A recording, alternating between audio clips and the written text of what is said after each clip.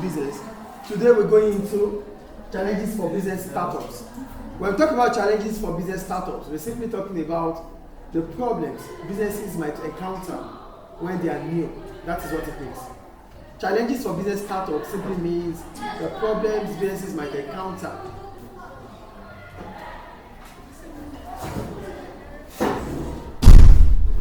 everywhere. Today we're still on getting started in business. Today we want to talk about challenges for business startups. When we talk about challenges for business startups, we're simply talking about the problems, the issues that businesses might encounter when they are new businesses. The difference between new businesses and existing businesses are this. A new business is a business that is just setting up now. But an existing business is a business that is well established. Whatever happens to the air condition is not a problem. I don't care about it anymore. You should have done that before the class started. Talking now will be seen as a noise. You are expected to listen. Air condition, chair, table, it's not my business.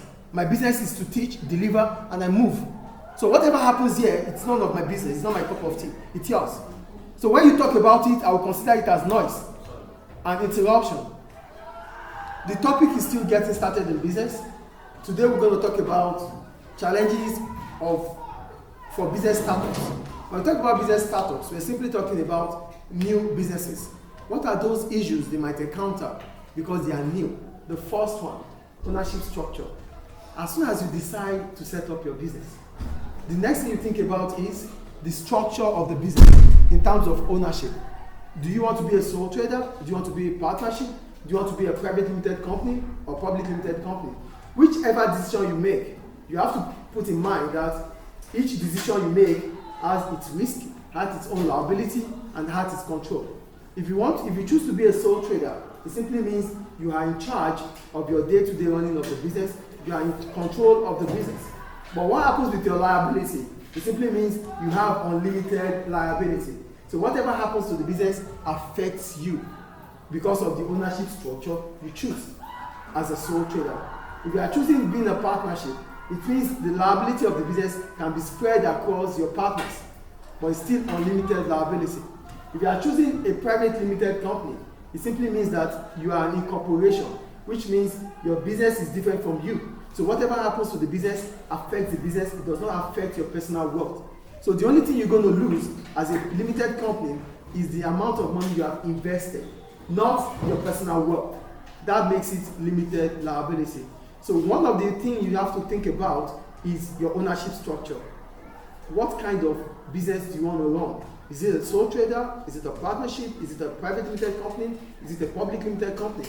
Whichever one you choose, it has its own risk, it has its own liability, it has its own control. Sole trader, you are in charge of everything, you have full control. The risk is all on you. The liability, it's all on you. If you are choosing a public limited company, it means you can as well reduce your control. You cannot take charge anymore. You are losing your control for capital. So that is the difference. Do we get it or not? Do we get ownership structure? That's the first decision you have to make when you are setting up a new business. So you are faced with the decision about who controls my business. How much control do I want in this business? The lesser the control, the bigger the finance, the lower the risk. But the higher the control, the bigger the risk. Do you get it? So there's positive relationship between control and risk. That's ownership structure. The second one is finance. When we talk about finance, we're simply talking about how you get money to run the business. A new business might find it difficult to raise money because it's a new business. It's considered as high risk. And because it's considered as high risk, it might not be able to get finance from financial institutions like bank. And if it's going to be able to get finance or loans from financial institutions, which we call debt financing, if it's able to get loans from banks, it will get a loan that has a high interest rate. And if a loan has a high interest rate, this means your repayment will be increasing. So whatever profit you make, you'll be paying more expenses on them. So the point I'm making here is that a business startup may struggle to raise finance. Why will you struggle to raise finance? You will struggle to raise finance because you are considered as a high risk. And because you are considered as a high risk, you make profit, you don't make profit, you have to repay back the loan. That is the problem about it. You make a profit, you don't make a profit. Banks, your lenders do not care. The only thing they care about is you repaying back the principal plus the interest. That is the problem about getting a loan. Do we get it or not, please? When you debt finance, when you get a loan for your business, it is not a problem. The problem comes because if you don't make profit, you might not be able to pay back the loan. But you cannot make that as an excuse to your lenders. As a borrower, you have to pay back, irrespective of making profit or not making profit. That is the second one, which is finance. The third one is production method. As soon as the business starts, you have to think about the kind of production method you want to use. Is it job production? Is it batch production? Is it flow production? The kind of business you do will decide the kind of production method you use. And the kind of production method you use will decide the kind of, if it's going to be labor intensive or capital intensive. The point I'm making is this: you have to make decisions about production method. Production is the creation of goods and services.